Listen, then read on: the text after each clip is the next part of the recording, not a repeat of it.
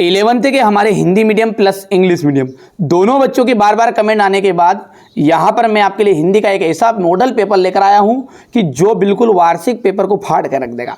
यानी कि ऐसे सेलेक्टेड क्वेश्चन बताऊंगा ना कि एक ही वीडियो में 50 नंबर तक आपके फंसने के चांसेस रहेंगे।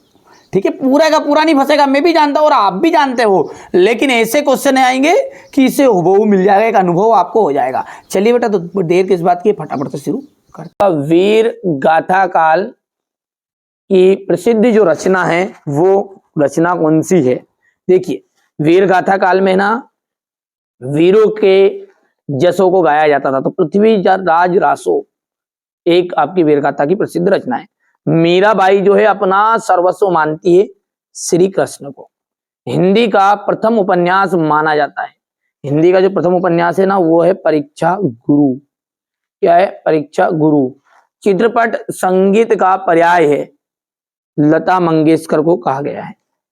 पटकथा की मूल इकाई है, पटकथा की मूल इकाई हो जाएगी दृश्य। संक्षेपण का गुण नहीं है, संक्षेपण का जो गुण नहीं है वो आ जाएगा शुद्धता।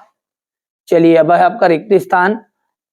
कवि भवानी प्रसाद मिश्र अपने पिता के 5वें पुत्र थे। कौन से?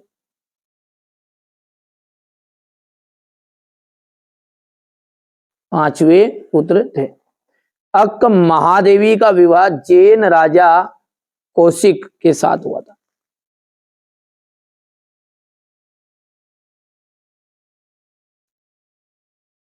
धनराम तीसरे दर्जे तक ही स्कूल का मुंह देख पाया था। तीसरे।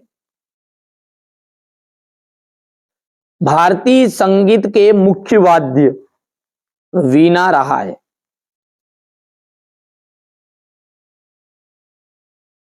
जन संचार का लोकप्रिय तथा सबसे नया माध्यम है इंटरनेट।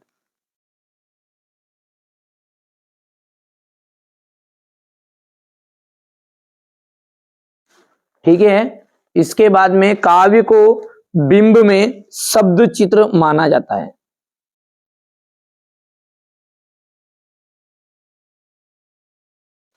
हो गया। इसके बाद में आगे बढ़ते हैं। कुल की हानि, कुल की हानि होती है परिवार की मर्यादा, है ना। कुल की हानि का मतलब क्या जाएगा? परिवार की मर्यादा। ओस के फूल, ओस के फूल कहा जाएगा आपका गद्य संग्रह है। गरबा, गरबा जाएगा गुजरात। मानव ज्ञान से संबंधित सूचना विश्व ज्ञान कोश। विभत्स रस का स्थायी भाव, विभत्स का जो स्थायी भाव होता है तो जुगुप्सा। शब्द युग्म, शब्द युग्म जो होते हैं वो 6 प्रकार के होते हैं। एकमात्र सहारा अंधे की लाठी। हो गया इतना। आगे बढ़ते हैं। जगनी के द्वारा रचित कृति का नाम बताइए। तो परमाल रासो।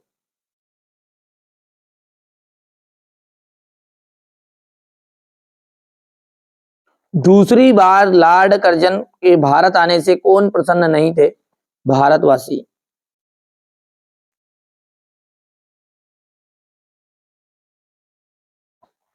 आदो आलो आदरी किस भाषा का शब्द है?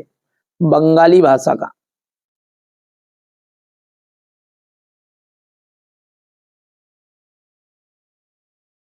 हिंदी शब्दकोश में लगभग कितने शब्द हैं? हिंदी शब्दकोश में लगभग 5 लाख शब्द हैं। ठीक है। बिंब का शाब्दिक अर्थ है, कोई बिंब का मतलब था मूर्त स्वरूप प्रदान करना।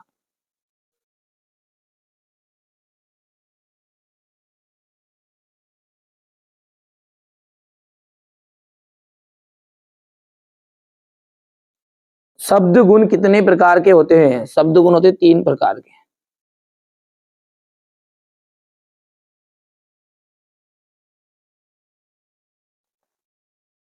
अपनी करनी पार उतरनी लोकोक्ति का अर्थ क्या है?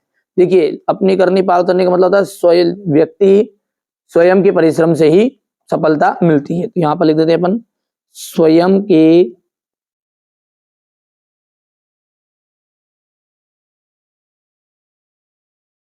परिश्रम से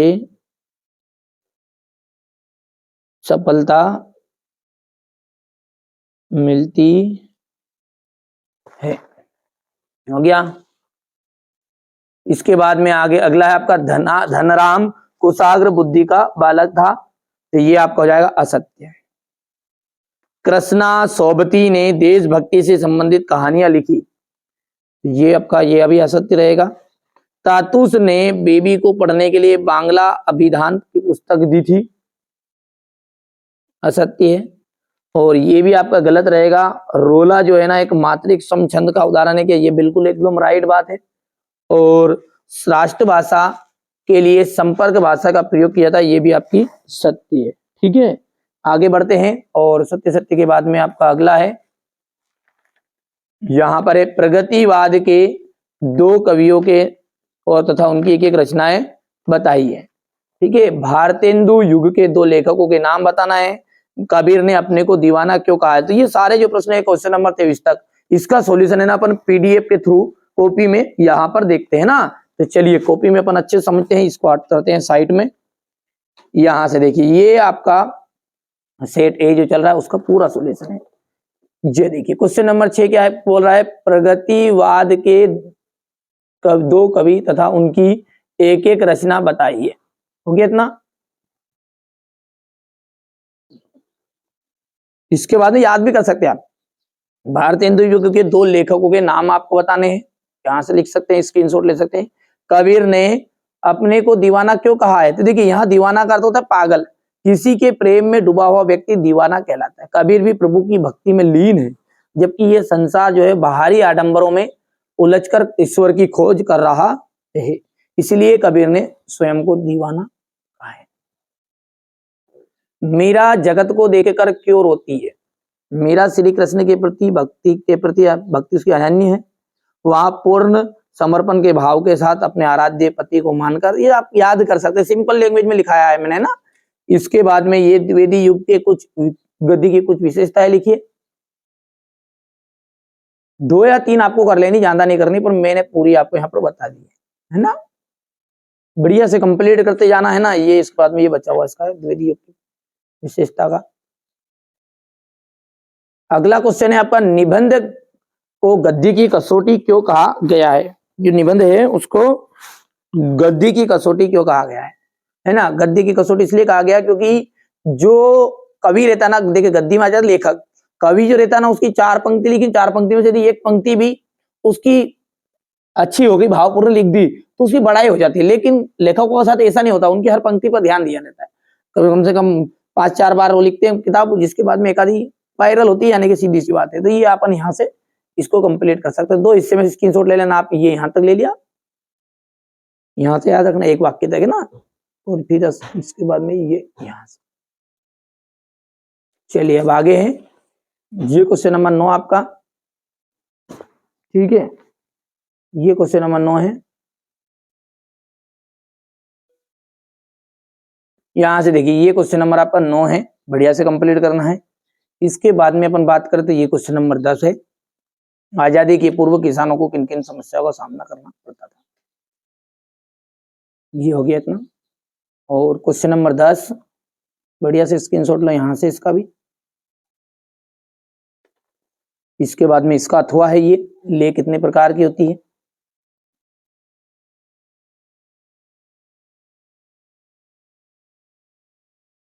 इसके बाद में यहां से यहां तक हो गया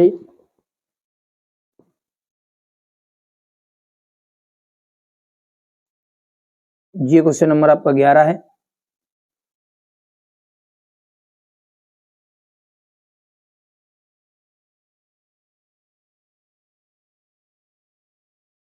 हो गया।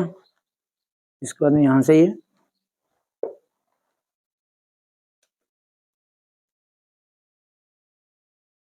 क्वेश्चन नंबर 11 के बाद में ये यहां से पटकथा वाला।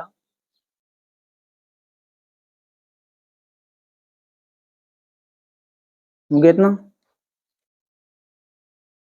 महाकाव्य और खंडकाव्य में अंतर।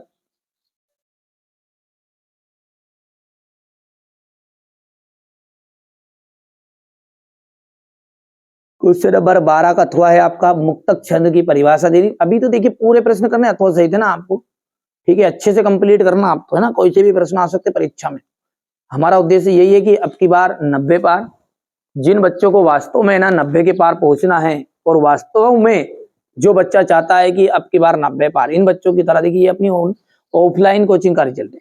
यदि आप भी इन बच्चों की तरह अच्छे परसेंटेज बनाना चाहते हैं तो जो बता रहा हूं ना उसको कंप्लीट करो बस आप तो, है ना, चिंता बिल्कुल मत करो, आपकी चिंता मुझे है ना। ये देखिएगा, जिसके बाद में ये प्रसाद गुण की परिभाषा लिखनी है आपको, ये देख लीजिए, भले अलग से पढ़ो पर पहले ये याद कर लो, मेरा विश्वास करो आप, है ना, मैं जो बता रहा हूँ उसको, जितनी चीजें बताऊं उसको कंप्लीट करते जाओ। राजभाषा की विशेषताएं, ये आपका क्वेश्चन नंबर 15 है, ये इसका अथवा, यहां से क्वेश्चन नंबर 16 है, ये अपना एमपी बोर्ड में आता नहीं है ना, रचनाओं से शुरू होती फिल्म, ये रचनाओं से देख लीजिए, भवानी प्रसाद मिश्र का।